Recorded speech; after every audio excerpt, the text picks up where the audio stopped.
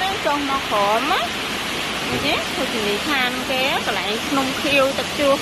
nông khiêu sạch men rồi nhé wow sạch nè ồ sạch nèลูกเอ้ยបងប្អូនតើមើលបន្តិចទឹកជ្រោះស្អាតណាស់លឺសូរទឹកហូរហ៎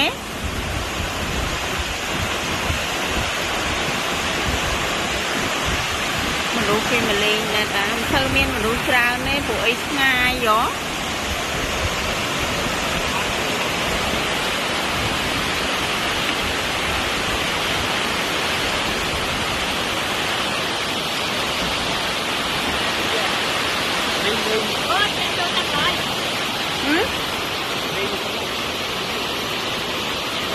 Chẹp liền trong nó lên thì rế luôn không cho à trời thử không nó hay là ăn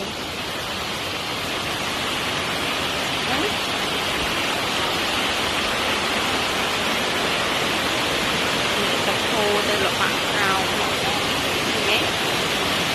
bạn rau